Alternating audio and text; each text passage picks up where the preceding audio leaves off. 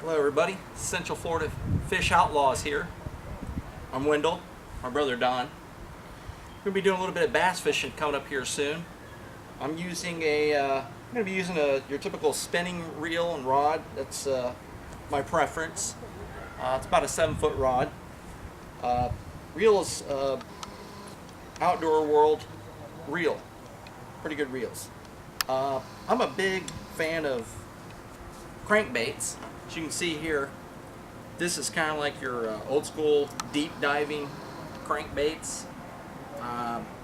Remember, the bigger the lip you get on these, the deeper they dive. This is about a mid-size lip on here, so it'll probably dive, well, I'd say probably between 2 and 3 feet. Yep, that sounds about right. Best thing to do is if you're trolling on a lake, or no matter where you are in your boat, cast these things up on weed lines. Sometimes you may want to give it a minute or a few seconds for it to sit, because when they hit, sometimes the larger ones make quite a sound, and you don't know, maybe the fish will be a little bit scared, but you let it sit there a second, let them kind of get back close to it, and then as soon as you start reeling that lower end, they might attack it right away. Another good classic crankbait is just your rattle trap. Real old school. Some of the best crankbaits around.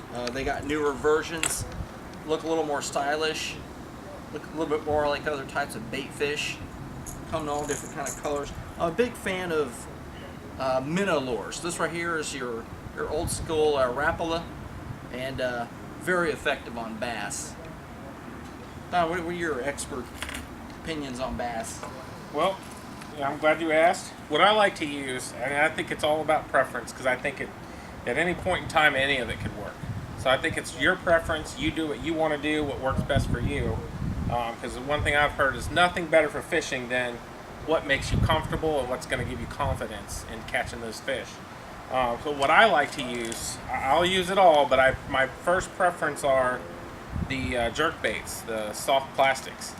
And right here I've got some Gary Yamato. This is a fairly new bait.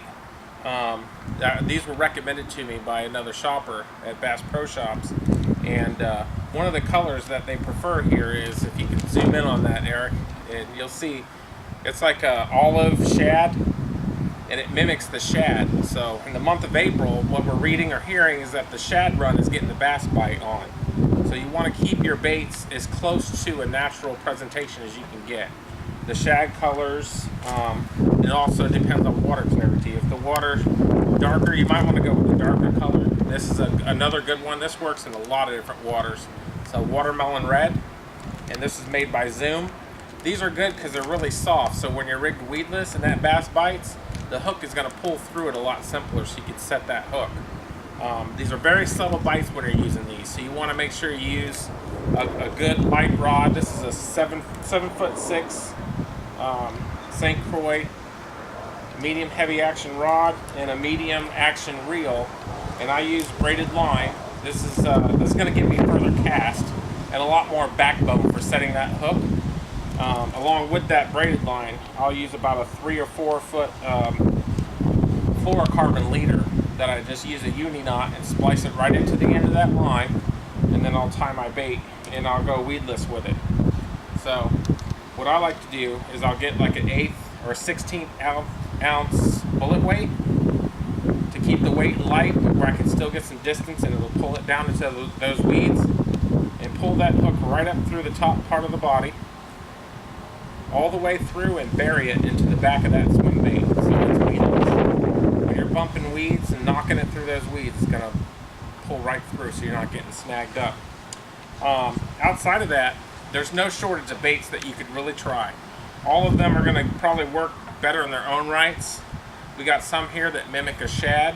This is a new called H2O Express jointed shad color. And then there's your typical spinner baits, which always work well. And you got the dark presentation and the lighter presentation. And really, our thing is try as many of these as possible. Whatever's working, then the other guy on the boat can join in what you're using, or maybe he's using something different and that's working better. So what you want to do is try as many baits as possible. Now, we're going to probably try some live baits too. We're going to probably try some wild and live shiners and domestic shiners. Wild ones are going to give you more of a real life presentation in the water because they're the wild shiners that live in those waters versus the farm raised are just a little bit weaker. Just use any good 2-dot or 3.0 hook, pull it through the top lip, and that gives it a more lively presentation. And when you're reeling it in, casting it out, when you're hook it through the lip, it helps it to stay alive longer because the water, when you're pulling it back towards you to throw it back out, runs through its gills naturally. If you hook it through the tail, you can certainly do it, but it's going to pull, when you're pulling it back in, the water's going to flow back through its gills and keep them open, and it kills that fish off a little quicker. So you can either do a live line like that or pull one right up underneath the bobber. And you want to cast them up against the vegetation, because that's where the bass are just coming off the spawn this time of year. So keep it closer to the vegetation, lily pads, tree stumps, and anything like that. Should be good to go. Anything else you want to add? We just about covered most of it. We also, topwater plugs are pretty popular. Some of the funnest way to catch bass. Nothing like seeing a bass explode on the bottom up on the top of the water on these. Just going crazy. Makes a great point. These are great lures to use, mostly in the evenings when that water, anytime you see calm water and you see the fish hitting the top, go to a top water. You'll love nothing more than to see that bass explode on these baits. So we're getting ready to do some bass fishing here. That should be next time you see the Central Florida Fish Outlaws. Until then, we'll see you. See you next time.